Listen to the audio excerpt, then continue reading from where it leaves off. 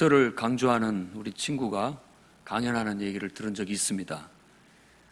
자라나는 우리 아이들, 청소년들에게는 위인전을 많이 읽게 해라. 위인전을 읽다 보면 자기도 모르게 그런 사람을 본받아 갈 수 있게 된다라고 그렇게 말한 적을 들은 적이 있습니다. 뛰어나고 훌륭한 사람들을 우리가 보통 위인이라고 합니다. 큰 어떤 업적을 이룸으로써 존경하고 배울 점이 많다라는 뜻이기도 하죠. 그래서 서울의 거리에는 세종대왕의 이름을 딴 세종로가 있고, 충무공 이순신의 이름을 딴 충무로가 있고, 퇴계 이왕의 이름을 딴 퇴계로도 있다고 합니다. 성경에 오늘 여호수아서에서 우리에게 모범으로 제시한 위인이 있다면 단연 갈렙이라고 할 수 있겠습니다. 여호수아 14장은 9지파 그리고 므낫세 반지파에게 땅을 분배해 주라는 하나님의 명령을 받고, 그 지파에게 땅을 분배하기 전에 먼저 갈렙이라는 사람에게 초점을 맞춥니다. 이는 45년 전 가나안 땅 정탐꾼으로 나섰을 때부터 하나님 앞에 충성된 모습을 보인 이래로 변함없이 지금까지 충성해온 모범적인 인물로 제시를 해서 다른 어떤 지파에게 땅을 분배하기 전에 그에게 먼저 우선권을 주는 걸 볼 수 있습니다. 하나님의 종 모세는 그때에 네가 밟는 땅을 다 너와 내 자손에게 주겠다라고 약속을 한 바 있습니다. 갈렙은 여호수아에게 와서 지금이 바로 그 약속을 지키실 때입니다 라고 말하고 있는 겁니다. 갈렙의 요청을 여호수아는 흔쾌히 승낙을 합니다. 오늘 저는 갈렙이 우리에게 보여준 모범을 통해서 하나님의 말씀을 다음과 같이 전하고자 합니다. 첫째는 좁은 길에 본을 따르시기 바랍니다. 갈렙은 예수님이 산상수훈에 좁은 문으로 가라, 그 길은 좁고 협착하다, 그리로 가는 사람이 많지 않다라고 말씀하셨던 좁은 문으로, 좁은 길로 가라는 주님의 교훈을 몸소 보여준 하나의 모델이라고 저는 말씀드리고 싶습니다. 그가 정탐꾼으로 가나안 땅을 정탐하고 왔을 때 10명의 사람들은 그 키골이 장대한 안악 사람들을 보고 기가 질려가지고 완전히 낙심해서 그들 앞에 우리는 메뚜기밖에 안 된다, 도저히 그 땅을 어떻게 점령할 수 있겠느냐 하고 좌절하고 있을 때, 그는 하나님께서 보여주시는 믿음의 눈으로 가능성을 봤던 사람입니다. 그게 바로 좁은 문이고 좁은 길입니다. 모든 사람들이 현실이라는 그 장벽 앞에 완전히 지배당하고 있을 때 그 현실을 뚫고 내다볼 수 있는 믿음의 눈, 그게 바로 오늘 우리가 본받아야 할 좁은 문, 좁은 길이라고 믿습니다. 성도들은 눈앞에 있는 현실에 압도당해서 두려움과 공포에 떨며 좌절하는 사람들이 아닙니다. 아무리 현실이 무섭고 두려운 현실이 닥쳐온다 할지라도 그 속에서 하나님의 눈으로 가능성을 보는 사람들인 줄로 믿습니다. 그 길이 좁은 문이고 좁은 길입니다. 우리도 하나님과 기도 가운데 눈을 맞춤으로써 하나님의 눈 속에 있는 믿음을 발견합시다. 하나님께서 우리에게 말씀하시고자 하는, 자, 정신 차려. 지금 너희들이 보고 있는 그 분위기나 지금 현실 앞에 압도당하지 말고 정신을 차리고 내 말을 좀 귀 기울여봐. 내 말을 듣고 중심을 똑바로 잡고 다시 한번 바라봐 라고 했을 때 우리가 볼 때 가능성이 보이게 되고, 그곳에 우리가 갈 수 있는 문이 보이게 되고, 우리가 걸어가야 할 길이 보이게 되는 겁니다. 예수님은 그 길이 바로 좁은 길이라고 말합니다. 오늘을 사는 성도들도 믿음의 눈으로 바로 그 길을 발견할 수 있기를 바랍니다. 그 길을 걸어가시기 바랍니다. 많은 사람들이 저를 비롯해서 다 하는 소리는 다 좋은 소리입니다. 이상적이고 아주 듣기 좋은 그리고 모든 사람들이 봤을 때 고개를 끄덕일 만한 얘기를 합니다. 그러나 강단에 내려가서 실제 그 말이 현실이 되도록, 실제 그 말을 그대로 실천해 나가는 것은 또 다른 문제가 되는 겁니다. 쉽지 않다는 뜻이에요. 예수님이 좁은 길로 가라는 말씀은 실천하라는 강조의 말씀입니다. 우리가 예수를 믿는다고 하고 또 기도하는 사람이라고 말하고 있으면서 실제로 우리의 삶에서 믿음으로 행하지 못하고 실천하지 못하게 된다면 그것은 말뿐인 신앙으로서 능력을 발휘하지 못하게 될 겁니다. 위인이라는 사람들은 다 이 좁은 길을 갔던 사람입니다. 누가 모르겠습니까? 성공의 길. 누가 모르겠습니까? 훌륭한 길.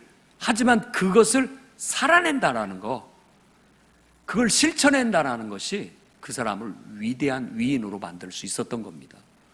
오늘날도 주님이 우리에게 하시는 말씀이 있다면 바로 믿음의 길을 묵묵히 실천해 나가는, 좁은 문, 좁은 길을 걸어가는 신앙인이라 생각됩니다.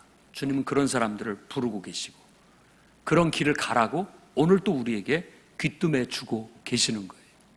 오늘 갈렙을 보고 갈렙이야말로 그 좁은 길을 훌륭하게 잘 실천해냄으로써 위인이 될 수 있었던 것처럼 여러분과 저도 그 좁은 길, 험해 보이고 실천하기가 어려운 그 길을 묵묵히 성실하게 걸어 나아감으로써 신앙의 모범들이 되는 위인들이 되시기를 바랍니다.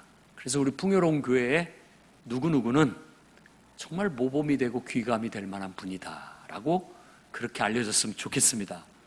그리고 추석 명절을 예배를 드릴 때 여러분들이 앞으로 여러분들의 후손들이 예배를 드릴 때, 야, 우리 할아버지는, 우리 증조 할아버지는 이런 신앙의 모범을 보여주신 분이야. 우리가 다 그 신앙의 모범을 따라 실천해 가야 돼 라고 귀감이 될 수 있는 그 좁은 길을 걸어갔던, 그것을 성취해냈던, 실천해냈던 그런 위인들로 여러분들이 알려지고 전해질 수 있기를 바랍니다. 그러니 오늘 갈렙이 보여준 모범을 따라 여러분들도 생명으로 인도하는 좁은 길을 따라가시기를 주의 이름으로 축원합니다. 두 번째는 마르다의 길을 선택하는 모범을 따르시기 바랍니다. 갈렙이 그날에 모세가 자신에게 약속한 것을 잊지 않고 기억하고 있었습니다. 네가 밟는 땅을 너에게 주겠다. 특별하게. 왜? 모든 사람들이 하나님을 믿지 못하고 현실 앞에 주저앉아 있을 때 그는 하나님을 믿는 믿음으로 그들은 우리의 밥이다. 하나님이 우리를 위하신다면 못할 게 뭐가 있느냐라고 독려했던 사람입니다. 그래, 성경에도 온유한 자가 땅을 기업으로 얻는다라고 말씀한 것처럼 이 온유함이라는 건 완전히 길들여졌다라는 뜻입니다. 하나님 말씀대로 가라면 가고 멈추라면 멈출 수 있다면 땅을 차지할 수 있다라는 거예요. 그래서 너에게는 내가 특별히 특권을 주는데 네가 밟는 땅을 너에게, 너의 후손에게 주겠다라고 약속을 하신 겁니다. 그가 여호수아 앞에 와서 그 약속을 지켜달라고 요구하면서 자신이 선택한 땅은 다른 땅이 아니라 바로 헤브론 땅, 그 옛날 이스라엘 백성을 주저앉히고 절망과 두려움과 공포에 떨게 했던 그 아낙 자손이 기거하는 곳입니다. 이 말은 무슨 말이냐? 곧 모든 사람들이 꺼려하고 모든 사람들이 어려워하는 그곳을 선택했다라는 뜻입니다. 여러분이라면, 그런 기회가 주어졌다면 그야말로 쉽게 얻을 수 있는 땅, 그리고 더 풍족한 그런 땅을 선택했을 겁니다. 대부분이. 그러나 이 갈렙은 마지막까지 충성됨을 보이는 겁니다. 제일 어려운 곳을 저한테 주십시오. 아무도 달라들지 않는 그곳을 내가 가서 그것을 차지해내겠습니다. 그때에도 나는 그들을 내 밥이라고 생각을 했는데 지금 나이가 85세가 됐지만 똑같습니다. 내 마음은 하나님 말씀대로 믿음으로 밀고 나가면 그 땅은 당연히 차지할 수 있다고 믿습니다 라고 도전을 했던 겁니다.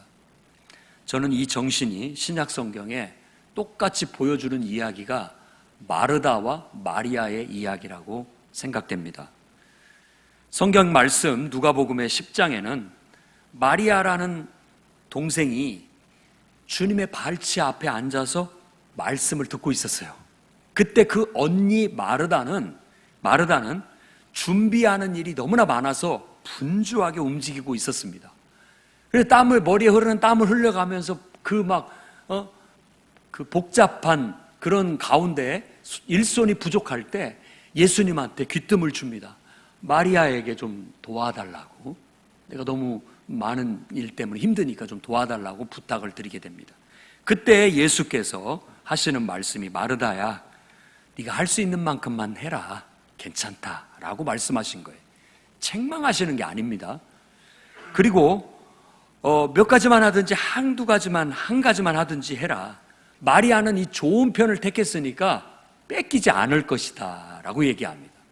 이 이야기를 통해서 교회 안에서는 많은 사람들이 마리아는 하나님 말씀 듣는 걸 택했기 때문에 잘한 것이고, 마르다는 하나님 말씀 듣는 거 아니고 다른 일, 비본질적인 일에 바쁘다 보니까 좀 뭔가 문제가 있는 것이 아니냐라고 보는 식의 교훈을 줍니다만, 저는 정반대로 봅니다.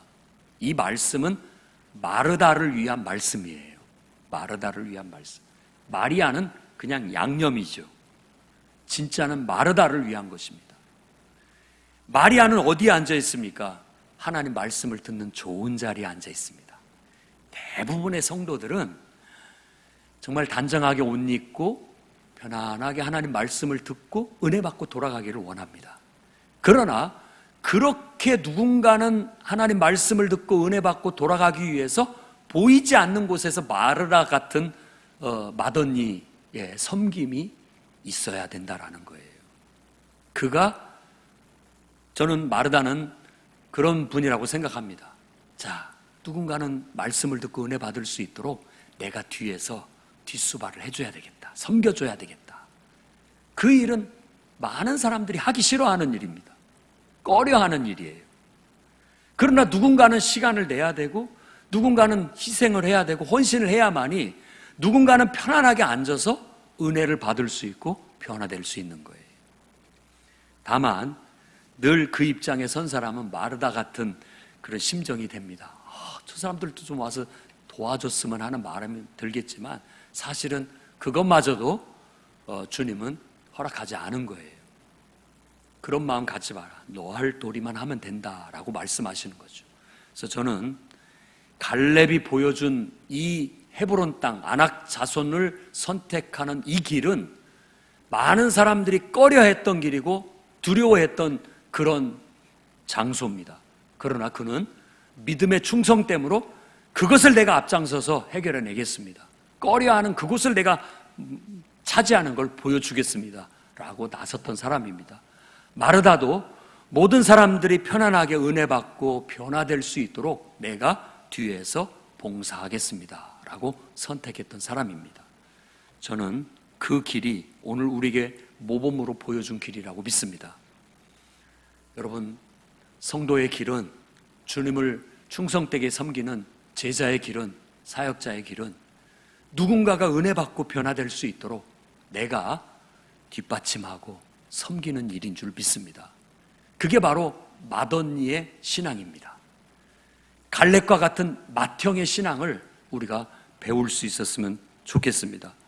지금부터는 정말 믿음이 어리고 연약한 사람들이, 은혜가 필요하고 말씀을 들어야 할 사람들이 편안하게 예배에 집중할 수 있고 하나님 말씀을 들을 수 있고, 그래서 그 영혼들이 은혜 가운데 변화될 수 있도록 뒤에서 묵묵히 굳은 일, 남들이 꺼려하는 일 잘 봉사하고 섬김으로써 마치 결혼하는 신랑을 보고 뒤에서 흐뭇하게 웃고 있는 신랑의 친구 같은 그런 섬김의 성도들이 되어주시기를 바랍니다.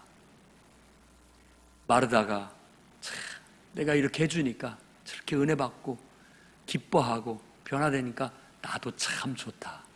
이런 마음이야말로 맏언니의 마음이 아니겠습니까?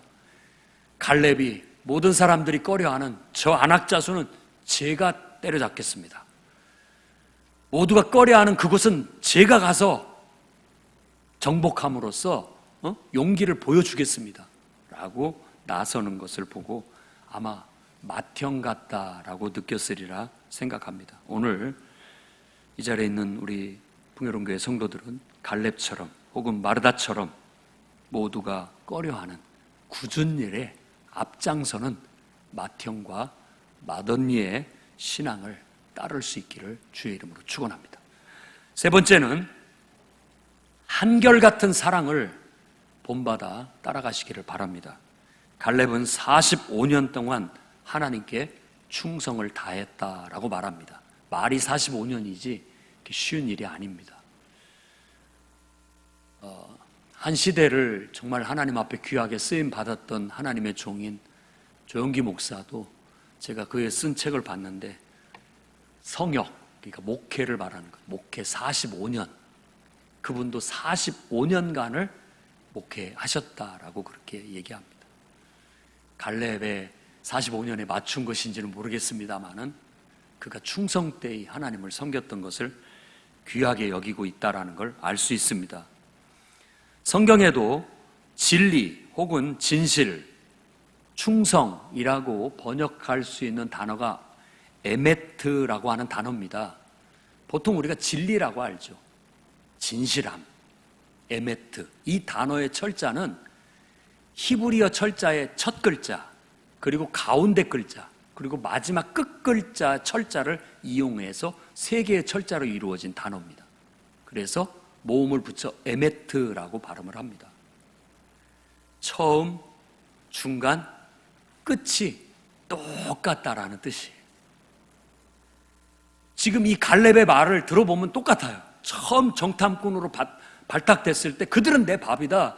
하나님께서 나와 함께 하시고 나를 위하시는데 못할 게 뭐가 있느냐라고 말했던 그 마음이 45년 동안 변함없었고, 그래서 하나님께서 자기를 건강하게 지금까지 생존할 수 있도록 지켜주셨고, 지금 이 말을 하고 있는 이 순간에도 나이가 85세지만 그 마음과 똑같다고 말하고 있는 거예요. 하나님이 나와 함께 하시니 능히 그 땅을 내가 차지할 수 있다라고 말하는 겁니다. 그러고 보니 성경의 변함없는 사랑은 하나님의 속성이라고 가르치고 있습니다. 예수님께서도 제자들을 사랑하시되 끝까지 사랑하시더라라고 요한복음 13장에 그가 죽음을 앞두고 그런 말씀을 하고 있습니다. 처음이나 중간이나 마지막 순간까지 똑같은 마음으로 대하고 사랑했다라고 말하는 겁니다.